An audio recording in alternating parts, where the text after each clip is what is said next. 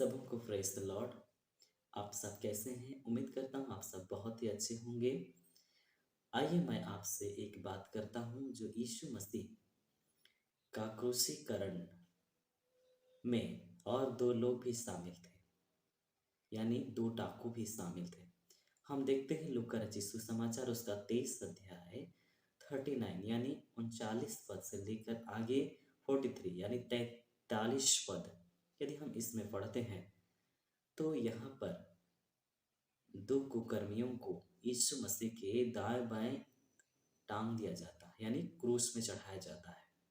और यहाँ पर हम देखते हैं कि एक ने प्रभु की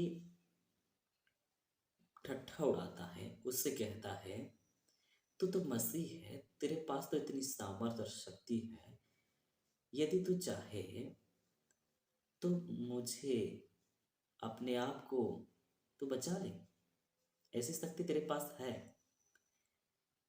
इस पर दूसरे वाले डाकू ने कहता है तू उससे क्यों बहस कर रहा है, तू उससे उसका निंदा क्यों कर रहा है, ये तो मसीह है, ये तो कोई पाप नहीं किया है, फिर भी इन्होंने दंड पा रहे हैं, परंतु हमने तो अपना न्याय अनुसार दंड पा रहे हैं।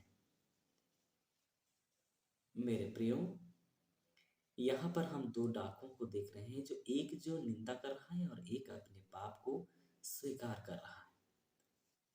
मेरे दोस्तों, यहाँ पर आप ध्यान दीजिए कि एक प्रभु की निंदा कर रहा है। आज हम देखते हैं, आज भी लोग ऐसा कसर नहीं छोड़ते हैं।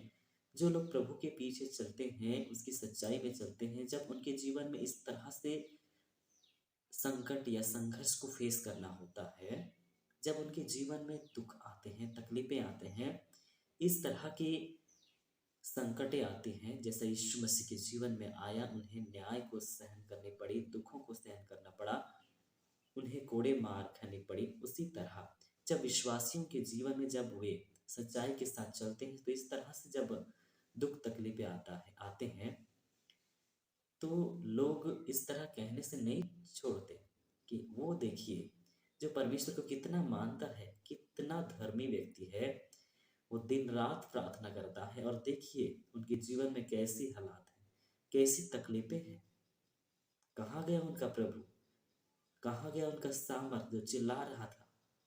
यही कहते हैं मेरे प्रियो। तो इस बात से आप घबराना नहीं।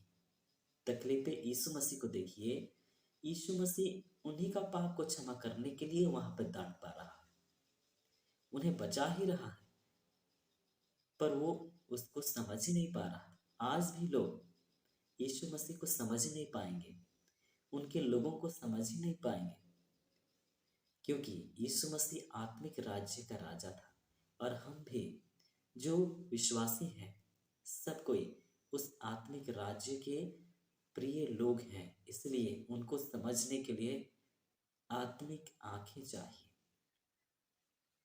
पवित्र आत्मा की जरूरत है, जो उन सारी बातों को बताता है। प्रियो, दूसरी बात हम देखते हैं, यानी दूसरी डाकू को हम देखते हैं, जो कि वो अपने पापों को अंगीकार कर लेता है। वो कहता है कि मैं तो अपना न्याय के अनुसार, हम तो अपने न्याय के अनुसार दंड पा रहे हैं, और यही सच है, हम अपने ही पापों के कारण ही दंड पाते हैं मेरे प्रियो। और वो अपने गुनाह को मान लेता है, और हम देखते हैं उसके पास समय नहीं था कि वो दोबारा अपनी गलतियों को स्वीकार करे, क्योंकि वो क्रूस पर लटक रहा था, मौत से लड़ रहा था, और अपनी गलतियों को माफ के लिए परमेश्वर से वो अर्जी करता है, और परमेश्वर यीशु मसीह से कहता है कि तू आज ही मेरे साथ स्वर्ग लोक में होगा। मेरे प्रियो, तो आपके जीवन में भी कोई गलतियां हैं, तकलीफें हैं, तो आपके कारण यीशु मसीह दुखों को भोग रहा है। यीशु मसीह को हमारे पापों के कारण तकलीफ होती है, इसलिए हम अपने पापों को मान ले प्रियो, अपने पापों को मान ले। परमेश्वर हमारे पापों को माफ करने में धर्मी धर्मी है। वो ग्रहण योग्य भी है। मेरे प्रियो, तो आइए अपने जीवन की ओर हम सब ध्यान दें और अपनी गलतियों को मान लें। यहाँ पर डाकू के पास तो समय नहीं था, आपके पास मेरे पास जो भी समय है वो इसी तरह अवसर है। हम नहीं जानते हमारे जीवन में कब क्या हो जाएगी। अभी अवसर का दिन है, कहने का मतलब अनुग्रह का दिन है। हर समय हर वक्त हमें माफी मिल सकती है। इसलिए आइए अपने पापों को मान लें। तो यही दो बातों को आज हम इस वचन से सीखते हैं। मेरे प्रियो, तो अपने जीवन की ओर झांकते हुए परमेश्वर को और दुख ना देवें। प्रभु इस वचन में आपको मुझे बहुत आशीष दे। आमीन। आइए मैं प्रार्थना करता हूँ। धन्यवाद धन्यवाद धन्यवाद हे पिता, हम धन्यवाद देते हैं प्रभु जी, जो यह वचन को सुन रहे हैं उन प्रिय भाई या बहन।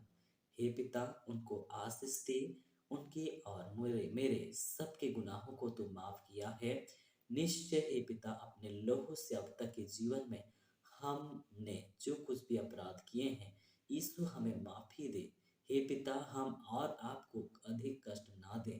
हे पिता, आपके वचन के साथ हम चलने वाले होने सके। प्रिय पिता, इस वचन के माध्यम से आप हर कोई को आशीष दे। ब्लेस कर मेरे पिता। मैं धन्यवाद देता हूँ प्रभु जी, और मैं विनती करता हूँ हर एक दुख कष्ट जो यहाँ इस समय मेरे आपके वचन को सुन रहे हैं, उन प्रिय भाई बहनों के दुखों को कष्टों को दूर करते हुए, हे पिता, हर परिस्थिति में यदि वे हैं किसी परिस्थिति में, तो निश्चय उनकी हर परिस्थितियों को बदल डाल। और हे पिता परमेश्वर, उन्हें शांति दे, चंगाई दे, आत्मा से परिपूर्ण कर। हे पिता, यह विनती आपके नाम से मांगते हैं, सुन ले और ग्रहण कर दे पिता। आमीन। फिर से मैं आप सबों से यह की रिक्वेस्ट करता हूँ, आपको यह वचन अच्छा लगता है, आप आने वाले इस तरह की वचन पाने के लिए आप चैनल को सब्सक्राइब कीजिए, और सब्सक्राइब करने के बाद जो बेल आइकन निकलता है उसमें ऑल पर सेट कर दीजिए कि आने वाली हर वीडियो का जो नोटिफिकेशन है वो आपको मिल सके। दूसरी बात यह है कि आप इस वीडियो को शेयर कीजिए कि दूसरे लोग भी यह वीडियो के माध्यम से आशीष को प्राप्त करें, उद्धार को पाएं। आपके द्वारा एक एक आत्माएं बचाई जा सकती हैं।